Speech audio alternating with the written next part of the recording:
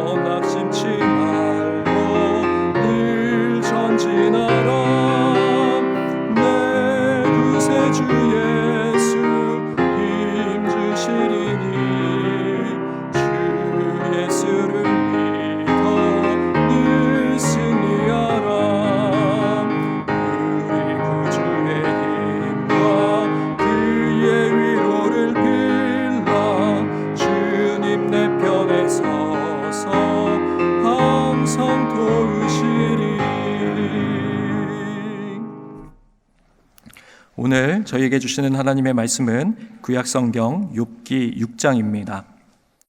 욥이 대답하여 이르되 나의 괴로움을 달아보며 나의 파멸을 저울 위에 모두 놓을 수 있다면 바다의 모래보다도 무거울 것이라. 그러므로 나의 말이 경솔하였구나. 전능자의 화살이 내게 박힘에 나의 영이 그 독을 마셨나니 하나님의 두려움이 나를 엄습하여 치는구나. 들나귀가 풀이 있으면 어찌 울겠으며 소가 꼴이 있으면 어찌 울겠느냐. 싱거운 것이 소금 없이 먹히겠느냐. 닭의 알 흰저희가 맛이 있겠느냐. 내 마음이 이런 것을 만지기도 싫어하나니 꺼리는 음식물같이 여김이니라. 나의 간구를 누가 들어줄 것이며 나의 소원을 하나님이 허락하시랴. 이는 곧 나를 멸하시기를 기뻐하사 하나님이 그의 손을 들어 나를 끊어버리실 것이라. 그러할지라도 내가 오히려 위로를 받고 그칠 줄 모르는 고통 가운데서도 기뻐하는 것은 내가 거룩하신 이의 말씀을 거역하지 아니하였음이라. 내가 무슨 기력이 있기에 기다리겠느냐. 내 마지막이 어떠하겠기에 그저 참겠느냐. 나의 기력이 어찌 돌의 기력이겠느냐. 나의 살이 어찌 노쇠겠느냐. 나의 도움이 내 속에 없지 아니하냐. 나의 능력이 내게서 쫓겨나지 아니하였느냐. 낙심한 자가 비록 전능자를 경유하기를 저버릴지라도 그의 친구로부터 동정을 받느니라. 내 형제들은 개울과 같이 변덕스럽고 그들은 개울의 물살같이 지나가느나 얼음이 녹으면 물이 검어지며 눈이 그 속에 감추어질지라도 따뜻하면 마르고 더우면 그 자리에서 아주 없어지나니 대상들은 그들의 길을 벗어나서 삭막한 들에 들어가 멸망하느니라. 대마의 떼들이 그것을 바라보고 스바의 행인들도 그것을 사모하다가 거기 와서는 바라던 것을 부끄러워하고 낙심하느니라. 이제 너희는 아무것도 아니로구나. 너희가 두려운 일을 본즉 겁내는구나. 내가 언제 너희에게 무엇을 달라고 말했더냐. 나를 위하여 너희 재물을 선물로 달라고 하더냐. 내가 언제 말하기를 원수의 손에서 나를 구원하라 하더냐. 폭군의 손에서 나를 구원하라 하더냐. 내게 가르쳐서 나의 허물된 것을 깨닫게 하라. 내가 잠잠하리라. 옳은 말이 어찌 그리 고통스러운고 너희의 책망은 무엇을 책망함이냐. 너희가 남의 말을 꾸짖을 생각을 하나 실망한 자의 말은 바람에 날아가느니라.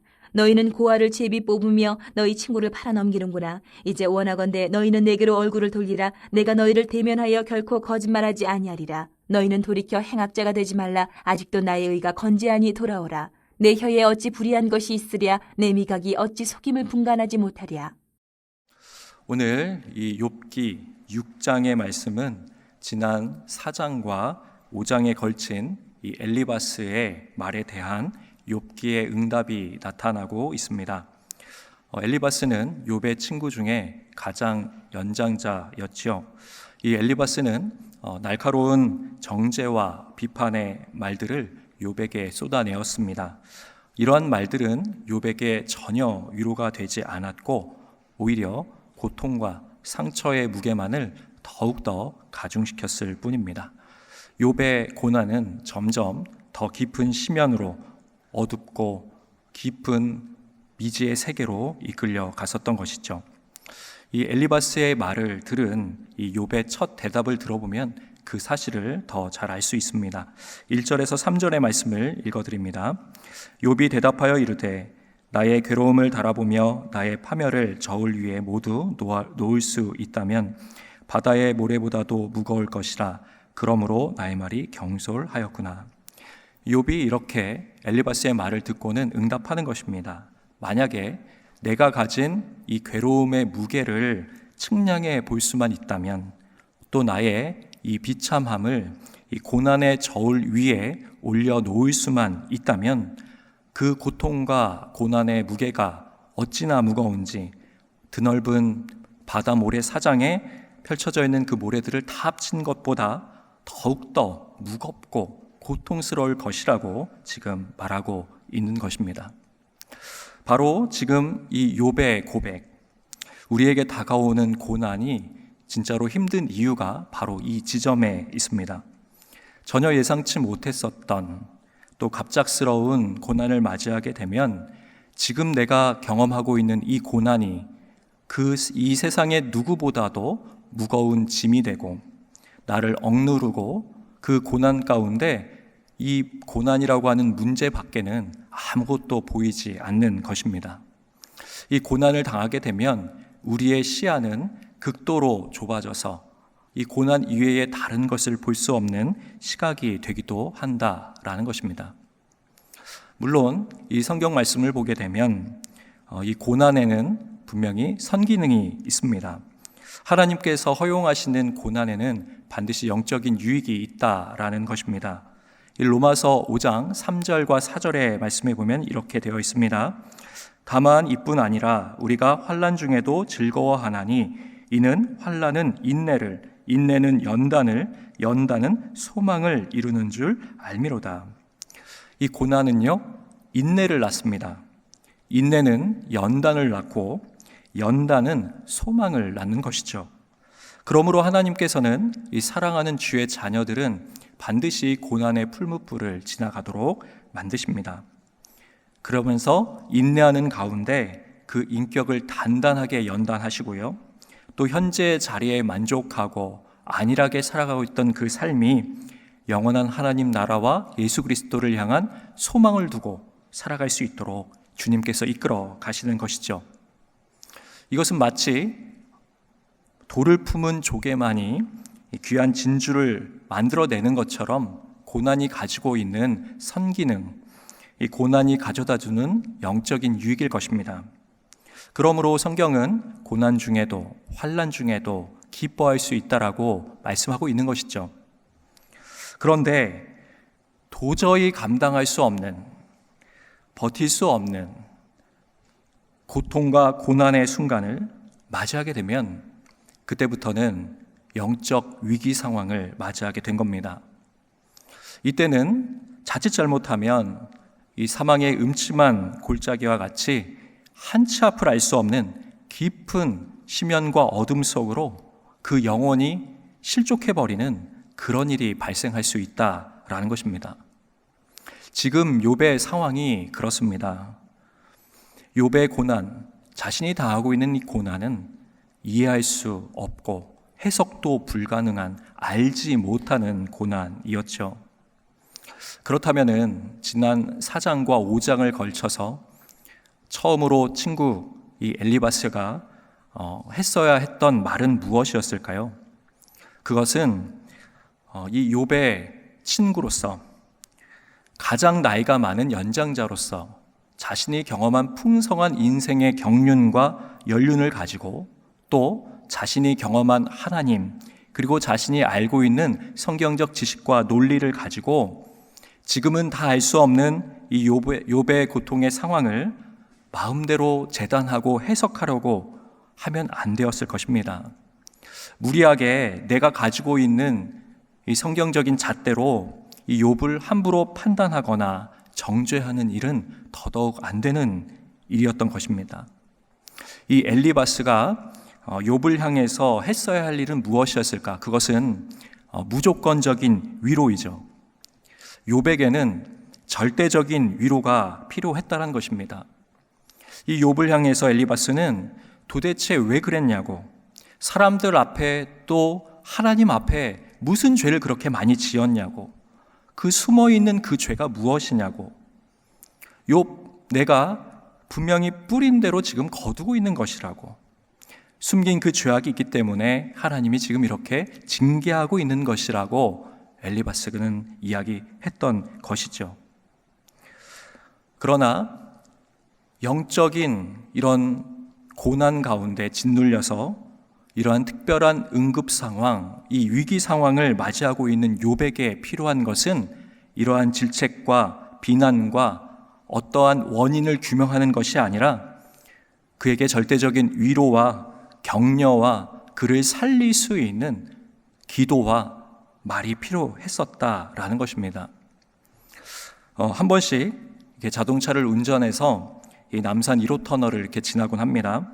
이제 한참을 운전하고 있었습니다. 이제 남산 터널에 1호 터널에 이제 한 중간 정도 갔을 것 같은데 이제 뒤에서 이 구급차 사이렌 소리가 윙윙 울리면서 다가오는 겁니다. 딱 직감하게 되죠. 무엇인가 지금 응급 상황이구나. 어떻게 해야 할까 이렇게 생각을 하고 있는데 이 1차선에 있었던 차들이 비상등을 켜더니 이 왼쪽으로 이 터널 벽면으로 왼쪽 벽면으로 다 붙는 겁니다.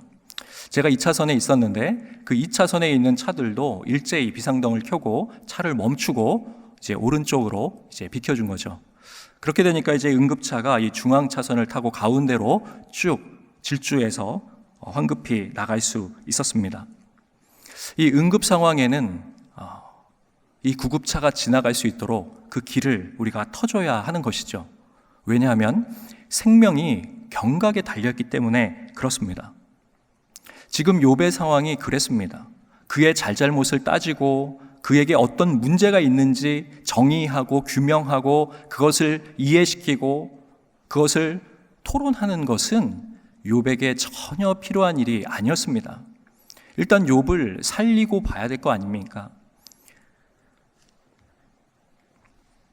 안 그래도 이 알 수 없는 고난 가운데 신음하고 짓눌려서 죽어가고 있는 욥을 향해 끊임없는 비판과 정죄의 돌을 던지면 욥이 어떻게 되겠습니까? 욥은 이 욥기 6장에서 자신이 친구들에게 기대했던 바가 무엇이었는지를 이렇게 설명합니다. 14절의 말씀을 읽어드립니다. 낙심한 자가 비록 전능자를 경외하기를 저버릴지라도 그의 친구로부터 동정을 받느니라. 욥이 간절히 원했던 것이 이 안에 담겨 있죠. 자신은 위로를 원했다는 것입니다. 욥은 격려를 원했고요. 자신의 상황에 대해 어떤 해석이나 판단이 아닌 그저 공감과 동정을 원했고 희망과 소망의 말을 원했다라는 것입니다. 그런데 욥에게 돌아온 것은 정반대의 말이었고 날카로운 비수였던 것입니다. 이에 대해서 이제 15절 이하를 보게 되면 욥은 자신의 친구들을 시냇물, 개울로 비유를 합니다. 그러면서 자신의 심경을 다음과 같이 토로하는 거죠. 18절에서 20절까지의 말씀 읽어드립니다. 대상들은 그들의 길을 벗어나서 삭막한 들에 들어가 멸망하느니라. 대마의 떼들이 그것을 바라보고 스바의 행인들도 그것을 사모하다가 거기 와서는 바라던 것을 부끄러워하고 낙심하느니라. 이런 이야기입니다. 이 사막 지역을 통과하는 이 카라반이라고 불리는 아라비아 상인들, 대상들이 있습니다. 이들이 무덥고 물 한 방울 없는 정오의 사막 한가운데를 지금 통과하고 있는 겁니다. 이대로 터벅터벅 사막길을 걷다가는 물을 마시지 못해 그 자리에 쓰러져 탈수로 죽게 될 지경에 이르렀습니다. 그런데 저쪽을 바라보니까요, 저 멀리 시냇물이 보이는 겁니다. 오아시스인 것이죠. 그래서 마지막 인생의 기회라고 생각을 하고 절박하게 간절하게 그 생명의 물가를 향해 나아갔다는 거죠. 그런데 막상 그 자리에 가보니 물은커녕 물 한 방울도 없이 바닥이 다 드러나 있고 완전히 메말라 있었다라는 겁니다. 기대했었던 이 대상들 입장에서 얼마나 큰 낙심과 좌절에 빠졌겠습니까? 욥이 지금 그렇게 말한 것입니다. 내가 너희들을 그렇게 기대했는데 내가 지금 더 큰 낙심과 더 큰 절망 가운데 더 깊은 고난의 수렁에 빠져들어가고 있다라고 하는 것을 이야기한 것이죠. 이 오늘 욥기 6장의 말씀을 통해서 욥이 경험하고 있는 이 고난의 무게가 감당할 수 없는, 측량할 수 없는 그런 고통의 무게이지만 결국 우리가 누구를 의지하고 누구를 신뢰하고 누구를 바라봐야 하는지 다시금 깨닫게 됩니다. 사람이 우리를 위로하고 우리를 동정하고 우리를 도울 수 있는 것은 극히 제한적인 것이란 사실을 깨달을 수 있습니다. 욥이 친구에게 동정과 위로를 구했지만 사실 친구들이 해줄 수 있는 것은 그러한 것들이 아니었죠. 결국 우리의 인생 가운데 해석할 수 없는, 알 수 없는 극심한 고난의 상황이 찾아온다 하더라도 결국 우리를 살려주시고 도와주시고 위로해 주실 분은 하나님 한 분뿐인 줄 믿습니다. 오늘 이 욥의 모습을 통해 내가 혹시나 사람을 의지하고 사람에게 위로를 구했다가 실망하고 더 좌절하고 그 안에 더 큰 고통의 심연에 빠진 경험과 순간들이 있다면 다시금 하나님 영원한 우리의 위로자 되시는 예수 그리스도 바라보시며 주님께 부르신 그 사명의 길을, 이 신앙의 길을 끝까지 걸어가시는 우리 사랑하는 영락의 모든 성도님들 다 되시기를 주님의 이름으로 축복합니다. 이제 다 함께 작은 소리로 합심하여 기도하겠습니다. 고난의 자리에서도 하나님을 향해 나아가게 하여 주시옵소서. 이번 주간 영락 오이코스를 통해 성도들이 십자가 사랑을 묵상하고 은혜를 누리게 하여 주시옵소서. 한국교회를 통해 튀르키예 시리아 지진 현장에 따뜻한 사랑과 희망이 전해지게 하여 주시옵소서. 기도하시고 개인 기도하시고 삶의 자리로 나아가시겠습니다. 살아계신 하나님 아버지, 오늘 이 새벽 제단 가운데 저희를 불러주시고 아버지 고난의 자리 가운데서도 아버지 하나님의 거룩한 사명을 감당하며 믿음으로 나갈 수 있게 하여 주셔서 감사합니다. 하나님, 주님을 의지합니다. 주님을 신뢰합니다.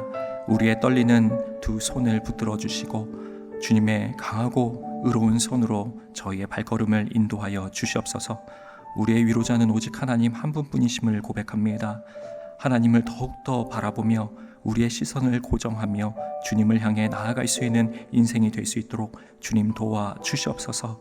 하나님, 이 자리 가운데 아버지 알 수 없는 고난의 현장 가운데 아버지 사망의 음침한 골짜기를 지내는 것과 같은 그런 영혼들이 있다면 하나님 영원한 생수 되신 주님께서 아버지 그 영혼을 회복시켜 주시고 잔잔한 시냇가로 아버지 물가로 인도하여 주셔서 하나님의 풍성한 은혜와 사랑을 경험하게 되는 일이 있게 하여 주시옵소서. 아버지 이번 주간 우리 오이코스의 말씀이 우리의 영혼을 소생시키기를 소망합니다. 말씀과 기도로 가정과 개인과 우리 모든 성도님들이 아버지 충만해지는 역사가 있게 하여 주시고 십자가의 사랑을 깨닫고 경험하는 시간 되게 하여 주시옵소서. 우리 한국교회를 통하여 또 우리 영락교회를 통하여 이 튀르키예 시리아 지진 현장 가운데 하나님의 풍성하신 사랑과 은혜가 전달되게 하여 주시고 감당치 못할 위기와 고난을 당한 그곳에 있는 모든 난민들과 아버지 신음하고 있는 모든 현장에 있는 이들 가운데 하나님의 위로와 하나님의 사랑의 손길이 더해질 수 있도록 주님 역사하여 주시옵소서. 주님의 도움의 손길을 펴 주시옵소서.